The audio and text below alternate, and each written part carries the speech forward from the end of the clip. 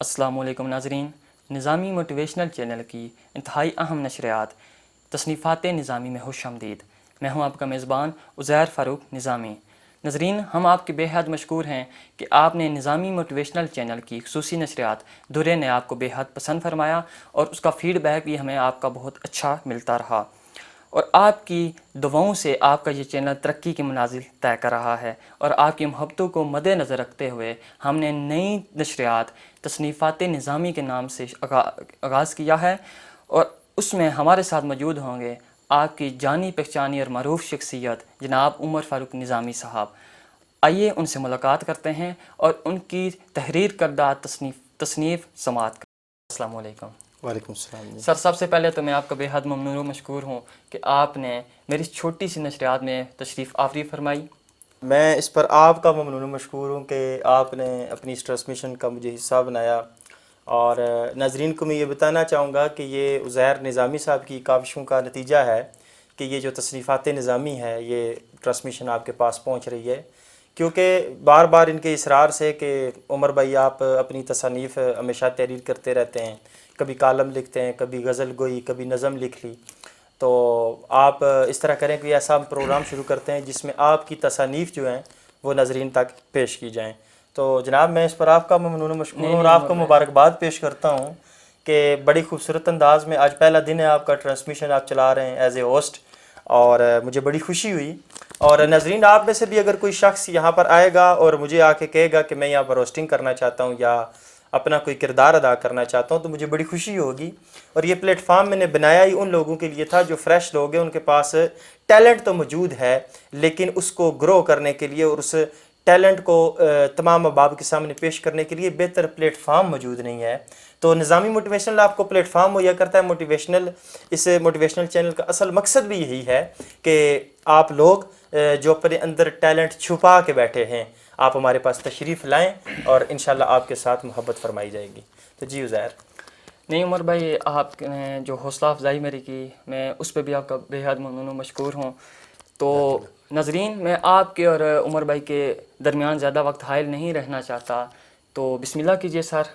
اور اچھا، جو تصنیف میں ناظرین آپ کے سامنے پیش کرنے جا رہا ہوں، میں تو یہی کہوں گا کہ دلوں کو ذرا تھام لیجئے۔ ایسا ایک زبردست کالم ہے جو آپ کی خدمت میں پیش کرنے جا رہا ہوں کہ سردیوں کی سرد رات تھی اور میں اپنے بستر پر بیٹھ کر مطالعہ سے محظوظ ہو رہا تھا۔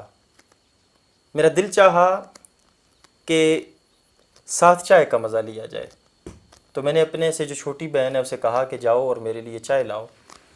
تو وہ فرتے طرب میں اور جوش محبت میں بھاگتی ہوئی کچن میں گئی، جا کے اس نے میرے لیے چائے تیار کی۔ ابھی وہ چائے تیار کر رہی تھی کہ میں اپنے کمرے میں اکیلا موجود تھا۔ مجھے محسوس ہوا کہ میری طبیعت بگڑ رہی ہے۔ اچھا، طبیعت بگڑتے بگڑتے میرا جسم ٹھنڈا ہو گیا۔ مجھے محسوس ہوا کہ میرے جسم کو پسینہ آ چکا ہے۔ میں نے اپنے والد محترم کو آواز لگانا چاہی، لیکن میری قوت گویائی نے میرا ساتھ نہ دیا۔ میں آواز بار بار لگانا چاہ رہا تھا لیکن میری آواز میرے منہ سے نہ نکل پا رہی تھی۔ اتنی دیر میں میری چھوٹی بہن جو میرے لیے چائے بنانے گئی تھی وہ چائے بنا کر میری خدمت میں حاضر ہوئی۔ جب اس نے میری اس حالت کو دیکھا تو اس کی ایک زوردار چیخ نکلی، جسے سنتے ہی دوسرے کمرے میں بیٹھے والد محترم، والدہ ماجدہ اور میرے بھائی بھاگتے ہوئے میرے کمرے میں آئے، اور آتے ہی چھوٹی سے دریافت کیا کہ آخر ایسا کیا ہوا کہ تم نے اتنی زوردار چیخ ماری ہے؟ تو وہ چھوٹی خاموشی سے اپنا چھوٹا سا ہاتھ اٹھا کر میری طرف اشارہ کرتی ہے اور کہتی ہے کہ بھائی کا حال بہت برا ہو چکا ہے۔ میرے والد محترم نے مجھے آواز لگائی، میں جواب نہ دے سکا۔ میری والدہ محترمہ مجھے چلا چلا کر بلا رہی تھی۔ ان کے چلانے کا بھی کوئی فائدہ نہ ہوا، میں نہ بول سکا۔ اسی اثناء میں میرے والد محترم نے ایک ڈاکٹر صاحب جو کہ میرے خالہ زاد بھی ہیں انہیں کال کی اور کہا کہ آپ ہمارے گھر تشریف لائیں کہ عمر کی طبیعت کافی بگڑ چکی ہے۔ وہ تشریف لائے، آتے ہی انہوں نے میری نبض چیک کی۔ وہ ان کے پاس جو بھی آلات موجود تھے ان سے انہوں نے میرا چیک اپ کیا، دل کی دھڑکن کو چیک کیا۔ تو ان کے پاس جو بھی اس وقت علم موجود تھا اس کے مطابق، جو ان کا تجربہ تھا اس کے مطابق انہوں نے کہا کہ مجھے لگتا ہے کہ اسے ہارٹ اٹیک ہوا ہے۔ تو اس طرح کریں کہ اسے جلد از جلد کسی بڑے اسپتال پہنچایا جائے۔ میرے والد صاحب نے گاڑی والے کو کال کی، وہ گاڑی بھی لے کے آ گیا، مجھے گاڑی میں ڈال دیا گیا، ساتھ وہ ڈاکٹر صاحب جو میرے کزن تھے وہ بھی بیٹھ گئے۔ اچھا، ہاسپٹل کی طرف چل پڑے، اور زہر بھائی آپ کو بتاتا چلو اور ناظرین بھی کہ جو ہمارا گاؤں ہے اس سے تقریباً جو ہاسپٹل ہے وہ 30 کلومیٹر دور ہے، تو ہم تقریباً 10 کلومیٹر دور ہی پہنچے تھے جہاں آج بھی سیالہ پھاٹک موجود ہے، اور وہ بس دستور و روایات اس وقت بھی بند ہی تھا۔ تو وہاں ہم پہنچے تو میری طبیعت مزید بگڑ گئی، میرا جو سر تھا وہ والد محترم کی گود میں تھا، تو میں محبت سے ان کے چہرے کی طرف دیکھ رہا تھا۔ اگر مجھے تھوڑا سا میں جسارت کر پاتا اور اگر زبان میرا ساتھ دیتی تو میں اپنے والد محترم کو الوداع ضرور کہتا، لیکن میں اپنے والد کو الوداع نہ کہہ سکا۔ میں اپنے والد کے چہرے کی طرف دیکھ رہا تھا کہ ہمارے قریب ایک ایسا شخص آ کے کھڑا ہوا جس کے بارے میں نہیں جانتا کہ وہ فرشتہ تھا، انسان تھا یا کہ کوئی جن، لیکن مجھے اتنا محسوس ضرور ہوا کہ وہ میرے پاؤں کی طرف بیٹھا اور اس نے میرے پاؤں کو پکڑا اور میرے پاؤں سے اس نے ایسے مجھے کھینچنا شروع کیا جیسے میرے جسم سے کوئی چمڑا اتار رہا ہو۔ تو ناظرین، نہ کوئی وہ جن تھا اور نہ کوئی وہ انسان تھا، بلکہ وہ بھیانک شکل میں جو میرے پاس کھڑا تھا وہ موت کا فرشتہ تھا۔ اللہ اکبر۔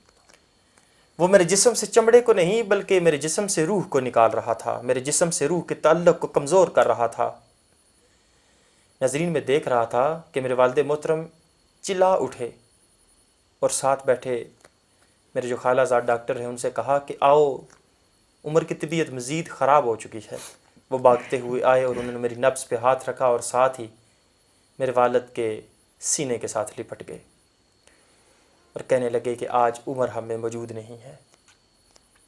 جب میرے والد محترم نے یہ سنا تو وہ زاروں قطار رونے لگے۔ سارا منظر میں دیکھ رہا تھا۔ اتنی دیر میں وہاں سے گاڑی کو گھمایا گیا، گھما کر واپس گھر لایا گیا، ساتھ ہی کال کر دی گئی۔ گھر میں ایک کہرام سمجھ گیا، ہر طرف شور تھا کہ عمر آج دنیا میں نہیں رہا۔ جب میری میت کو گھر پہنچایا گیا، میں سارا منظر دیکھ رہا تھا۔ میری میت کو آتے ہی ایک لکڑی کے پھٹے پہ ڈال دیا گیا۔ غسال نے میرے کپڑوں کو کینچی کے ساتھ چیر ڈالا، میرے جسم پر پانی بہایا گیا۔ جب میرے جسم کو غسل دے رہا تھا اور میرے جسم کو ہاتھ لگاتا تھا، یقین مانی مجھے بڑی شرم آتی تھی، اور پھر اس سے زیادہ میرے لیے تکلیف دہ عمل یہ تھا کہ جو لوگ میرے گرد جو مجھے غسل دے رہے تھے اس کے گرد جو لوگوں نے پردہ لگایا ہوا تھا، اور اس پردے سے بھی لوگ جھانک جھانک کر مجھے دیکھ رہے تھے، اللہ اکبر۔ اور میں ان سے بار بار کہہ رہا تھا خدارا مجھے نہ دیکھیے، میں بار بار چیخ رہا تھا خدارا مجھے نہ دیکھیے، مجھے تکلیف ہو رہی ہے۔ آج مجھے بڑی شرم آ رہی ہے، لیکن ان پر میری بات کا کوئی اثر نہیں ہو رہا تھا، اس لیے کہ میری بات ان تک پہنچ نہیں پا رہی تھی۔ میری روح چلا رہی تھی، میرا جسم مردہ پڑا تھا، لیکن میری بات سننے کے لیے کوئی تیار نہ تھا۔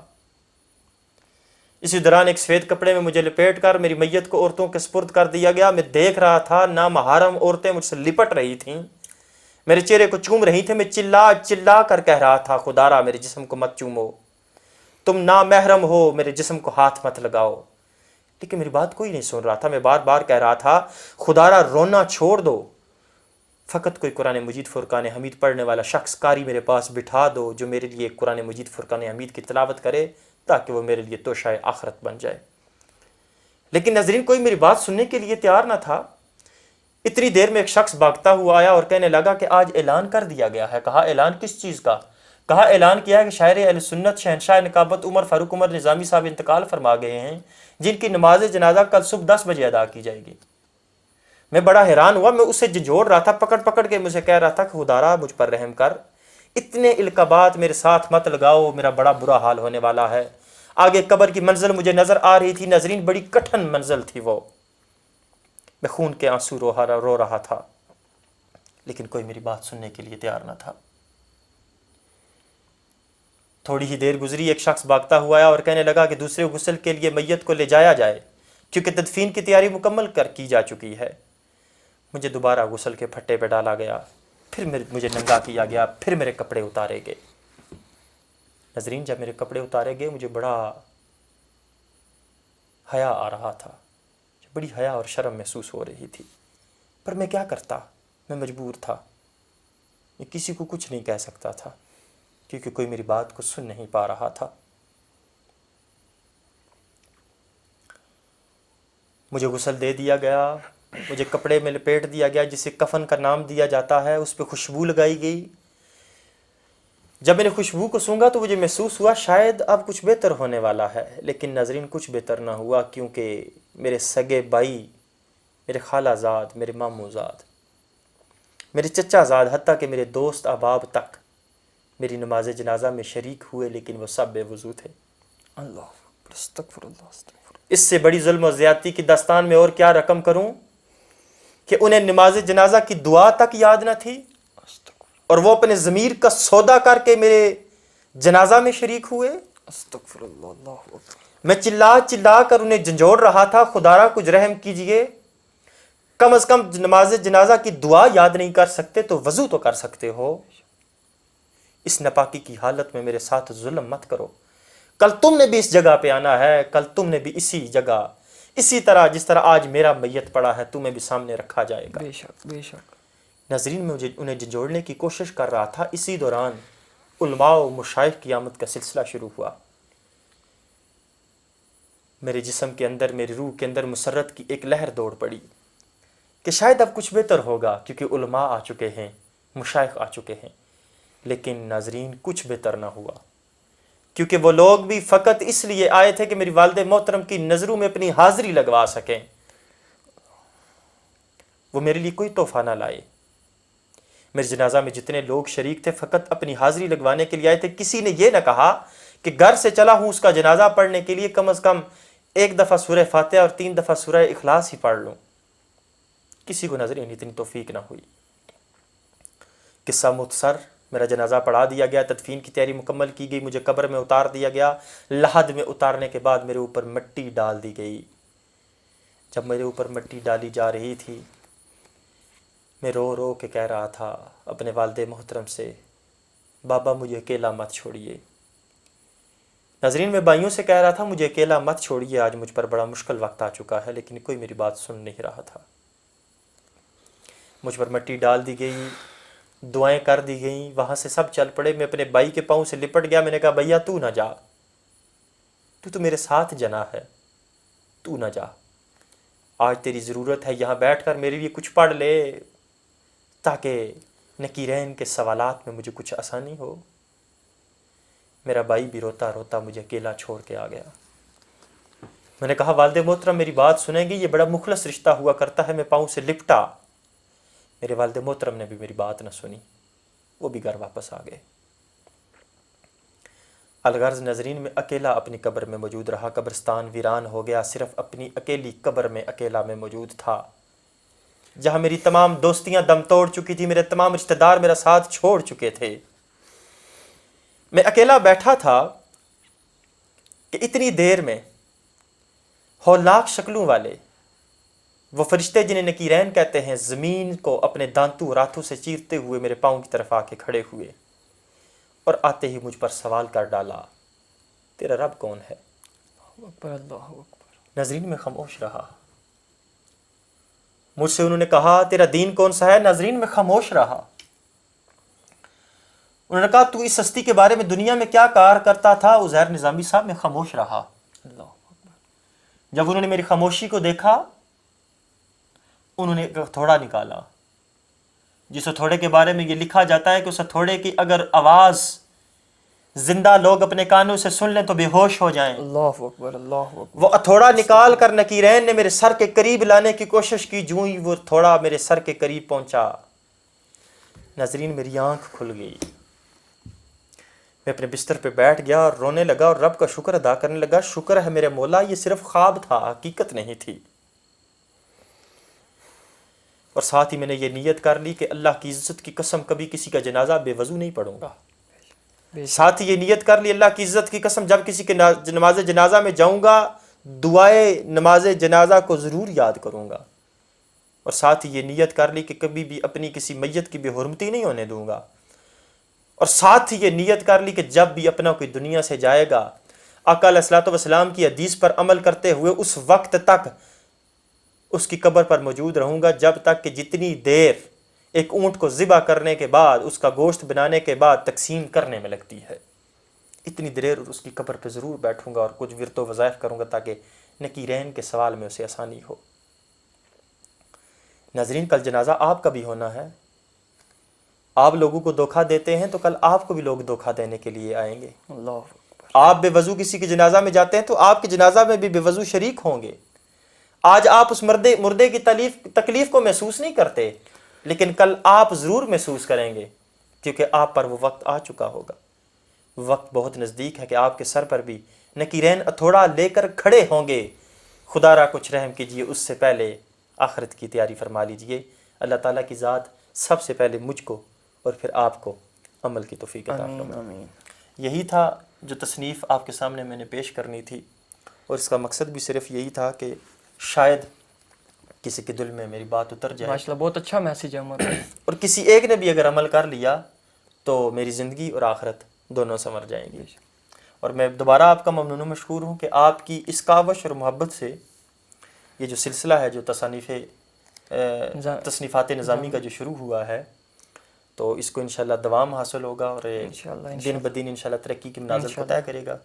تو میں آپ کے لیے دعا گوں، اللہ تعالیٰ کے ساتھ آپ کو مزید ترقیوں سے رہنے. تو جی ناظرین، آپ نے عمر فاروق عمر نظامی صاحب کی تصنیف سماعت فرمائی. میں اللہ تعالیٰ سے دعا گو ہوں کہ سب سے پہلے مجھے اور پھر آپ کو عمل کی توفیق عطا فرمائے. ناظرین، ہمارے چینل کو سبسکرائب کریں، اور اگر آپ ہمارے اس چینل کو سبسکرائب نہ بھی کریں تو کام چل جائے گا، لیکن خدا را ان باتوں پر عمل ضرور کیجیے گا. اسی کے ساتھ میری ٹرانسمیشن تصنیفات نظامی کا وقت ختم ہوا چلا جاتا ہے. اگلے ہفتے نئے موضوع کے ساتھ آپ کے سامنے پھر حاضر ہوں گے. تب تک کے لیے اپنے میزبان عزیر فاروق نظامی کو اجازت دیجیے. اللہ حافظ.